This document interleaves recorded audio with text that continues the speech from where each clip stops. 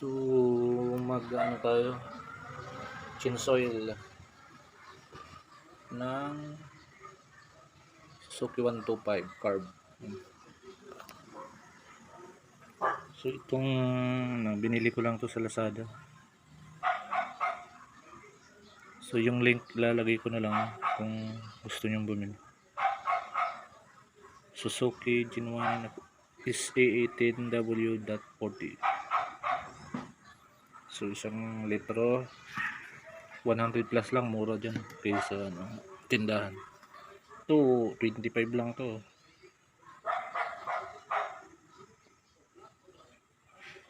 Oil filter, so dalawa nang binili ko. Okay naman, save ka ng pera. So ito papakita ko paano mag DIY ng Suzuki SkyDrive. Tara. So ito, yan yung tornilyo.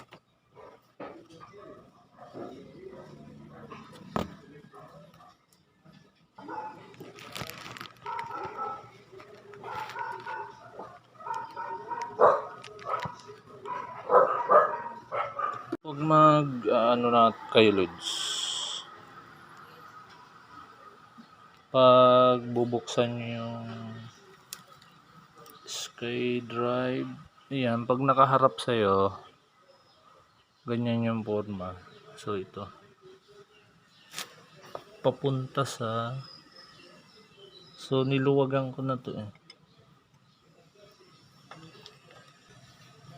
yung tools nyo pag ganun. So pag ganun papunta sa'yo, kikita mo naman dyan ito, kasi hindi ka nang pwede magpapunta dun may nakaharang.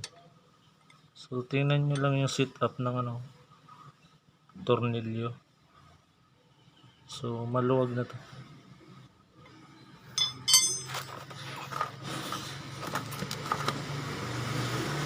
So ganun yan, papunta sa'yo clockwise pala siya, clockwise pagbukas.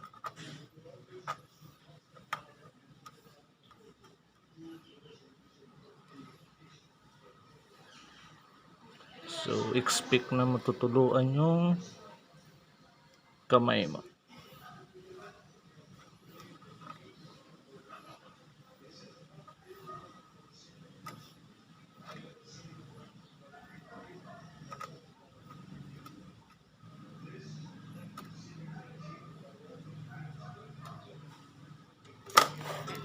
Yun.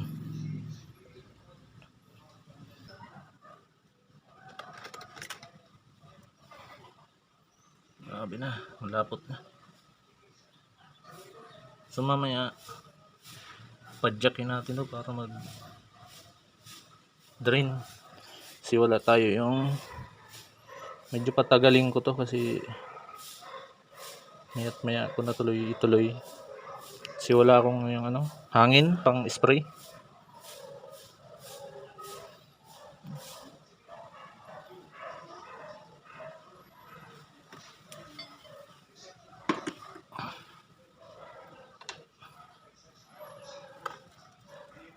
So ginamit natin 14 lang. So matagal lang din na chinsoil to, kaya yung konti na lang, muntik na matuyo, muntik na matuyuan.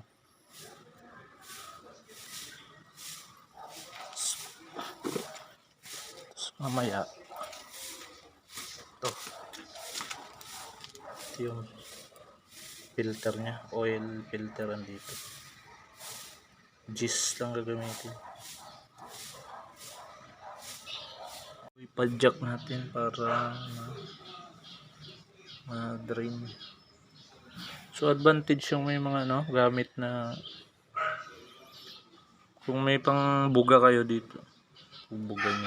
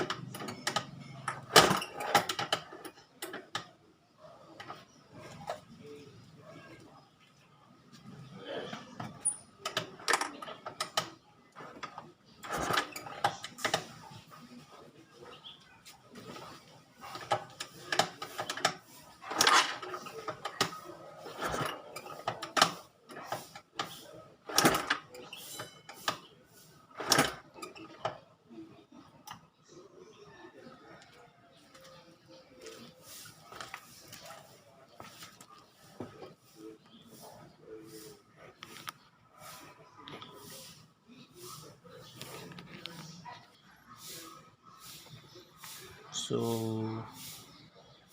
itong wala na. So pag filter, ito gagamitin natin. Ito. Pagtanggal ng oil filter. So siyempre iusog mo to. Kasi meron yan dyan. Tutulo din yan.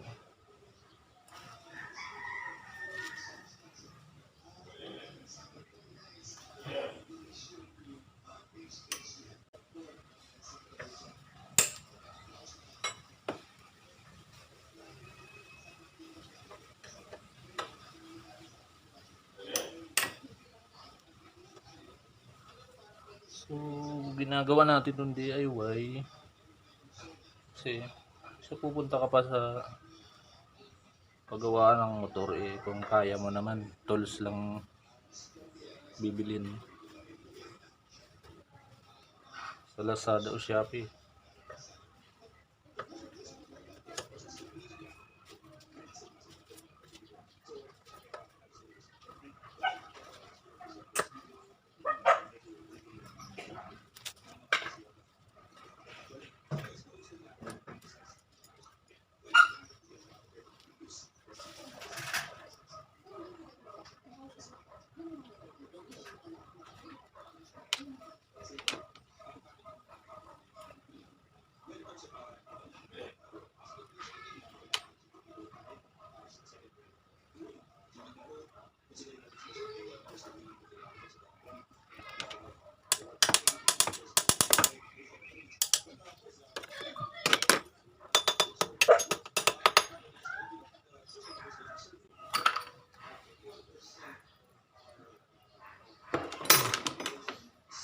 Marami pa siya.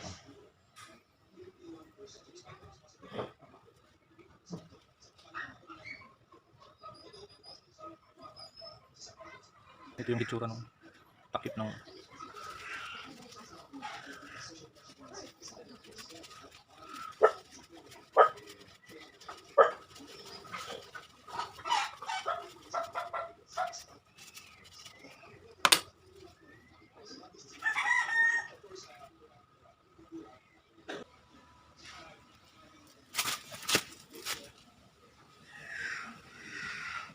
yan.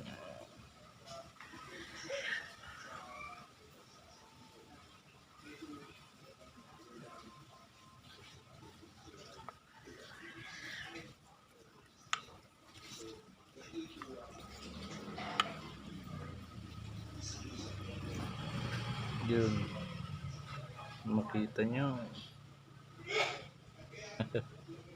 tagal nang di napalitan. Ilagay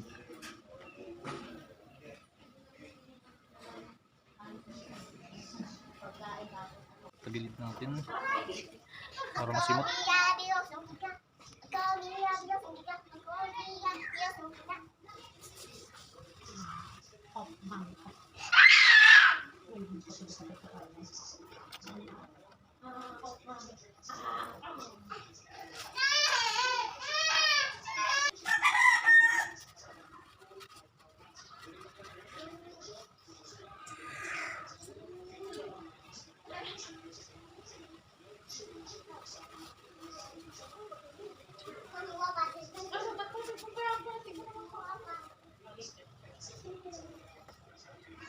So, simutin natin baka meron pa.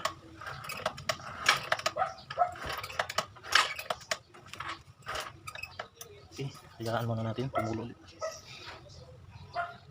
hanggang sa matuyuan. So, wala na. So, lagay na natin tong filter. So, 25 pesos lang pala to sa Lazada. Legit naman, Suzuki, ayan. So pagbalik, ito yung sa loob, may butas. So punasan ulit natin.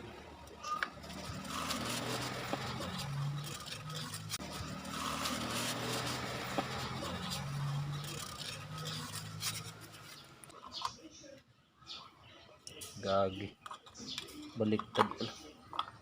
Ayun,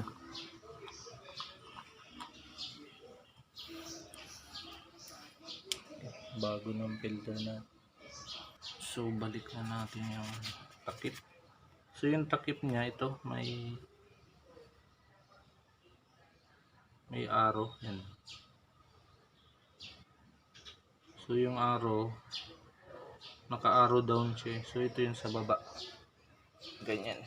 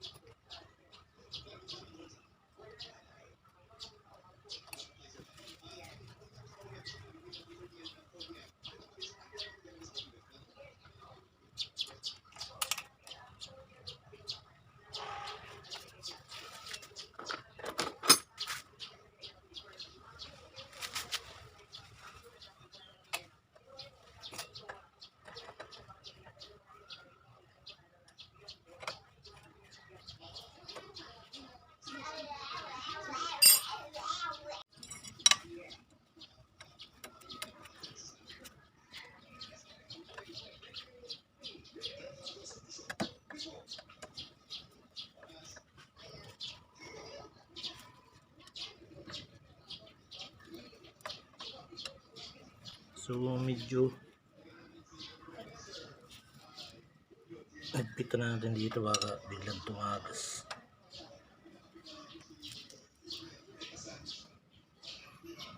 Okay, palit na yung filter.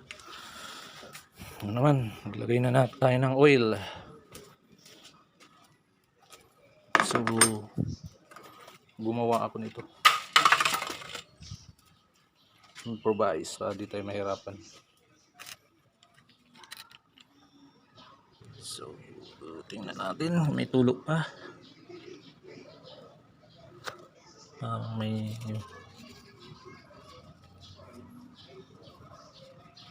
mas maganda talaga may pangbuga ka.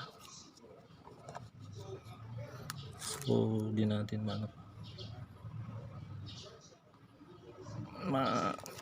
simot. Try natin, ayan, gumawa ko improvise. Try natin buhusan ng konti para yung mga tira-tira. So bago nyo ilagay yung engine oil, ba makalimutan nyo yung takip dito ubos yan. So ako tinisting ko muna, kumbaga sinimot ko yung sa loob kasi wala akong pambuga ng hangin. So yan, parang medyo malinaw na. Lagay na natin.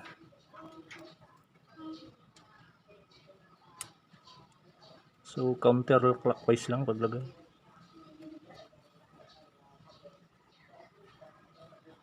Yung pagbukas niya clockwise. Di ba yung sa relo, kaya clockwise. Yung ikot ng relo, yun.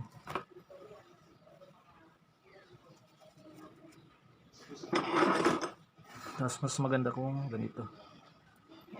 Pailalim. Tsaka mayroon pang mas maganda dito.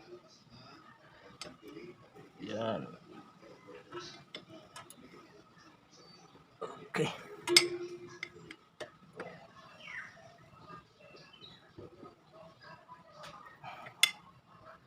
Okay. Isa pang bukit. Ayan.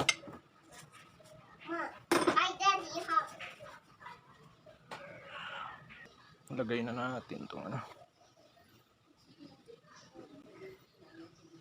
litro na. Sa iba 800 lang. So, sa akin wala na mawawala kung marami. Di ko lang alam di ako mekaniko Yung 1 liter yung bagay, mas maigi, wag mo muna ubusin. Testingin mo muna.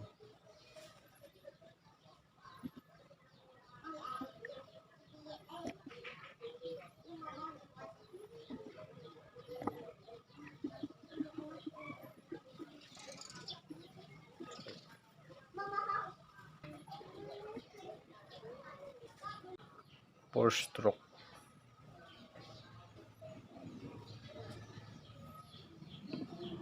May pareho lang yan. Pareho lang naman gasolina yan. Comment na lang kayo kung bawal yung 4 stroke sa scooter.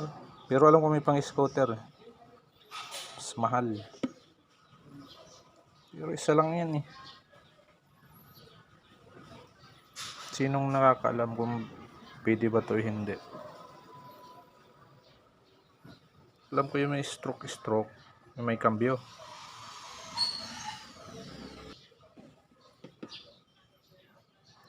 Kaya check nyo rin kung may tagas. Dati pa yan. Kikita natin yan mamaya pag pinaandar.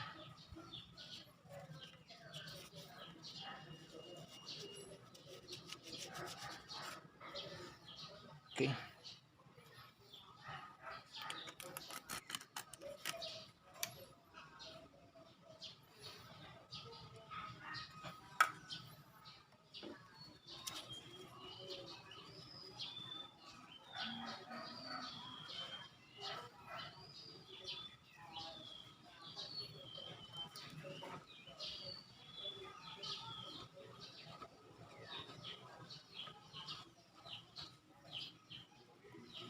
Yun, okay na. So, check natin.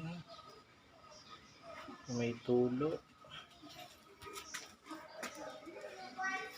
Try natin paandar.